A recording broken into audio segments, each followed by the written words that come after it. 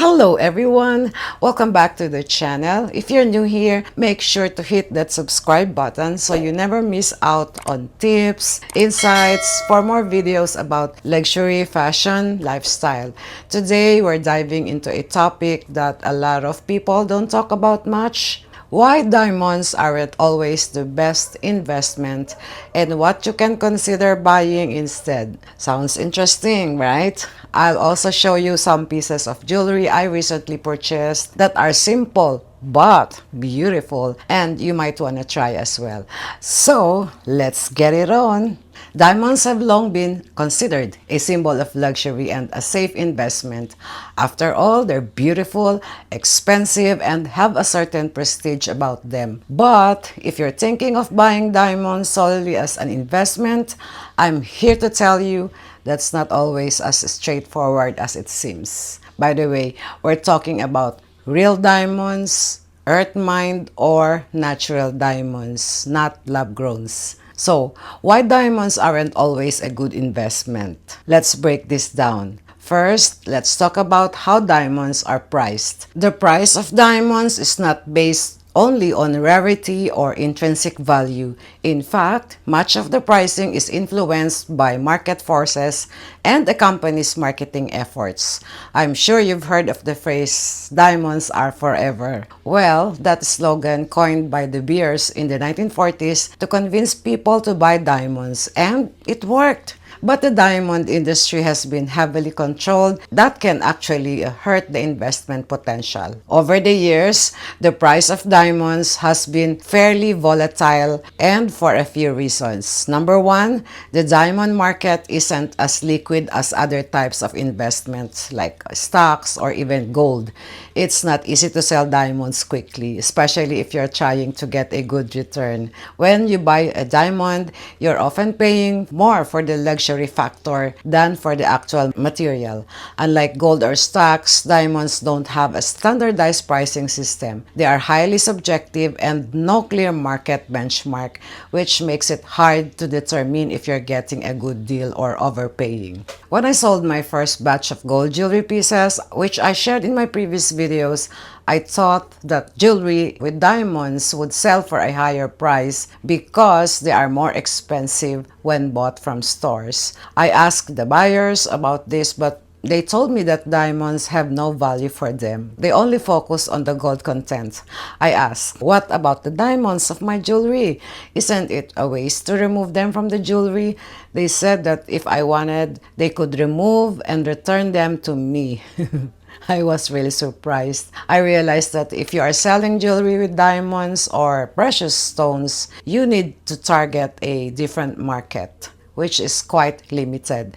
Just like the jewelry from luxury brands like Cartier, Tiffany, Van Cleef and Arpels, Bulgari, and more, if you want to sell your pieces, you'll have to find a different market for them, like in the pre-loved market. Otherwise, they'll just drop to regular prices or bought as regular fine jewelry. Number two, another major issue is the high markup when you buy diamonds from retailers.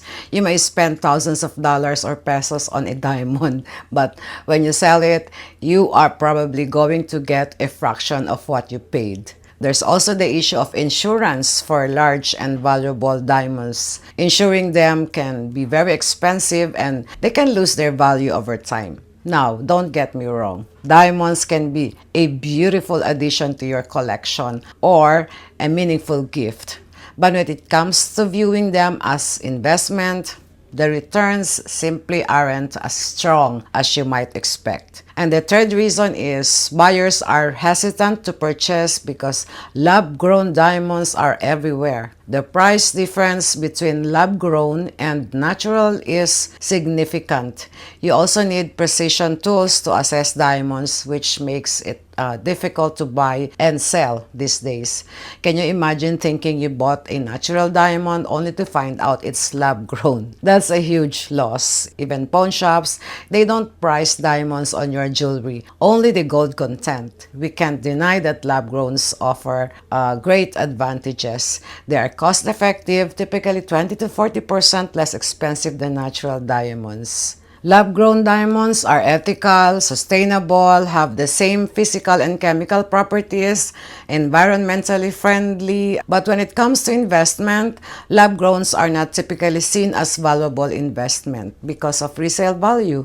Yes, they look identical to natural diamonds, and as technology improves, the distinction between natural and lab-grown may become even less noticeable, potentially reducing the demand for natural diamonds and further affecting their investment potential. So in general, diamonds are purchased for personal and emotional reasons rather as financial assets.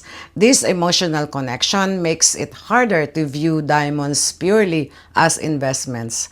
People may hesitate to sell or part with diamonds due to sentimental value, which can result in missed financial opportunities if the market is favorable. Anyway, if diamonds aren't the best investment, what should you consider instead? Well, here are a few alternatives that have historically done better in terms of both emotional and financial value. Alright, let's start with gold. Gold has been used as a store of value for thousands of years, and unlike diamonds, its price is more tied to global market trends and economic conditions. Gold is a much more liquid investment, meaning it's easier to buy and sell. Plus, it's relatively easy to track its price. Whether it's in the form of jewelry, bullion, or coins, gold generally holds its value better over time than diamonds. In fact, during time of economic uncertainty or inflation, gold tends to outperform diamonds. It's a safer hedge against volatility and a more reliable investment, especially if you're looking for long-term stability. So speaking of gold, I have here 3 pieces of gold jewelry. I got them from not Ongpin. Yeah, Ongpin, Santa Cruz. I'm not going to mention the name of the shops because they're not sponsored. Just kidding. But these are 18 karat yellow gold. And let's start with this chain. The length is 20 inches. It's called roller chain. Looks like paper clip. This one is 10 grams. And since it's only a chain, remember this pendant? I got this the first time I went to Ongpin. So this is a huge heart. And I bought this chain because I think they look good together.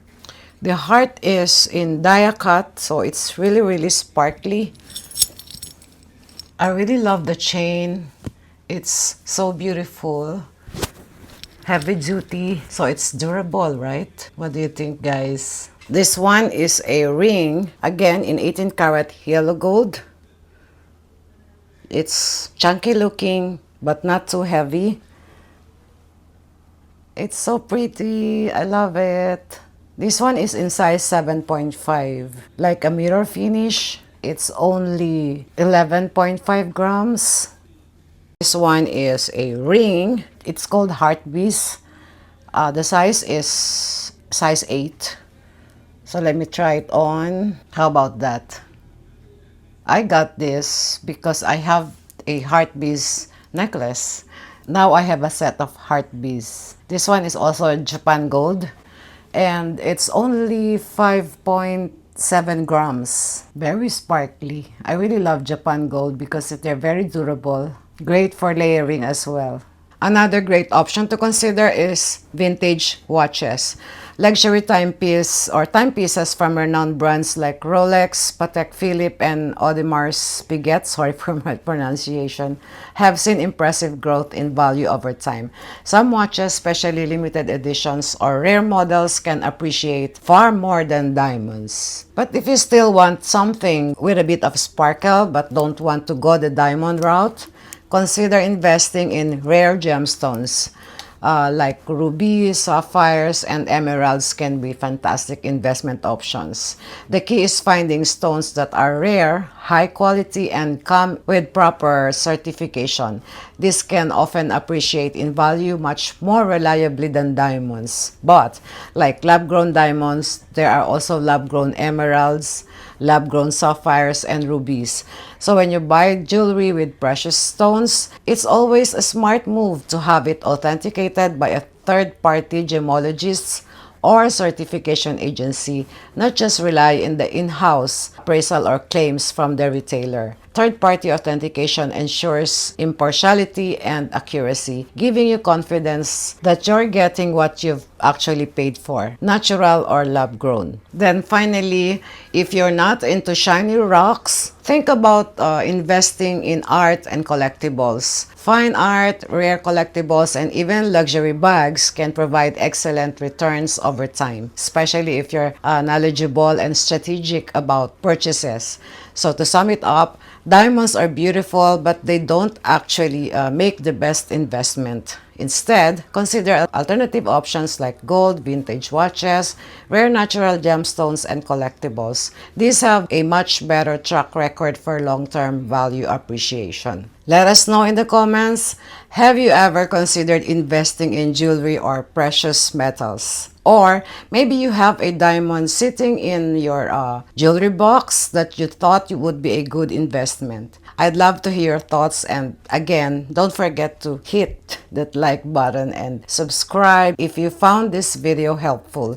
Until next time, stay smart with your investment. Bye!